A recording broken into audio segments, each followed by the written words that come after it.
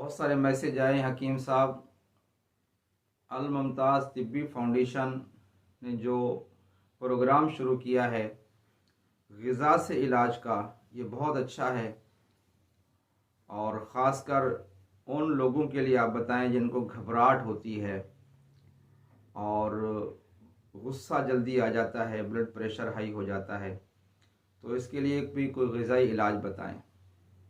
ناظرین کرام، دنیا کے تمام مذاہب میں ایک بات مشترک ہے، وہ ہے انسانیت کی خدمت، اور آپ صلی اللہ علیہ وسلم کا ارشاد ہے وصحتی کا قبل سقم کا، صحت کو نعمت جانو بیماری سے پہلے۔ اور ایک اور مقام کے اوپر آپ صلی اللہ علیہ وسلم نے ارشاد فرمایا، ترمذی کتاب الطب جلد نمبر 2 حدیث نمبر 2038 پہ آپ صلی اللہ علیہ وسلم نے ارشاد فرمایا، ما انزل اللہ داء الا انزل له شفاء، اللہ تعالیٰ نے کوئی ایسی بیماری نازل ہی نہیں کی جس کے لیے دوا نہ اتاری ہو۔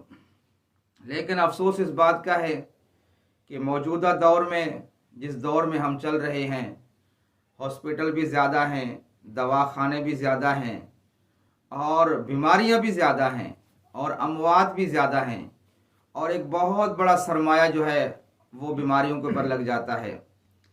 دیکھیں، آپ صلی اللہ علیہ وسلم کا ارشاد ہے، داؤ مرضاکم بالصدقۃ، اپنی بیماری کا علاج کرو صدقے کے ساتھ۔ یہ آپ صلی اللہ علیہ وسلم نے 1400 سال پہلے بتا دیا، لیکن ہماری تو اس طرف توجہ ہی نہیں جاتی۔ پھر آپ صلی اللہ علیہ وسلم نے ایک اور مقام پر ارشاد فرمایا، حضرت ابو ہریرہ رضی اللہ تعالی عنہ اس حدیث کے راوی ہیں، وہ کہتے ہیں قال قال رسول اللہ صلی اللہ علیہ وسلم من لم یسأل اللہ یغضب علیہ، جو اللہ سے نہیں مانگتا اللہ تعالیٰ کو اس پہ غصہ آتا ہے۔ کبھی ہم نے سوچا کہ ہم ڈاکٹر کے ہاں، ہم حکیم کے ہاں جا رہے ہیں تو ہم 2 رکعت نماز نفل پڑھ کر جائیں تاکہ اللہ تعالیٰ ڈاکٹر صاحب کے، حکیم صاحب کے دماغ میں ایسی دوا ڈال دے جس سے ہمیں شفا ہو۔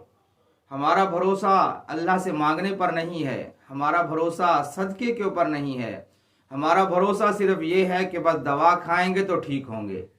پھر ظاہر سی بات ہے جیسا ہمارا گمان ہے ویسا ہی اللہ تعالیٰ ہمارے ساتھ کرے گا، کیونکہ ہمارا گمان یہ ہے کہ ہم دوا کھائیں گے تو ٹھیک ہوں گے، دوا نہیں کھائیں گے تو ٹھیک نہیں ہوں گے۔ حقیقی شفا جو ہے وہ من جانب اللہ ہے، اللہ تعالیٰ شفا دیتا ہے۔ ایک دوا سے ہزاروں مریض ٹھیک ہو جاتے ہیں، اسی دوا سے مریضوں کو فائدہ نہیں ہوتا۔ کیوں کہ ظاہر سی بات ہے دوا میں جو اثر ڈالنے والی ہے وہ حقیقت میں اللہ کی ذات ہے۔ تو آتے ہیں اب غذائی علاج کی طرف۔ آج جو میں بتا رہا ہوں وہ یہ ہے کہ 5 چھوٹی الائچی خرد سفید والی اور آدھی چمچی زیرہ، اور اس میں گلاب کے پھول تھوڑے سے جو ہے نا وہ ڈال کر کاوا استعمال کریں۔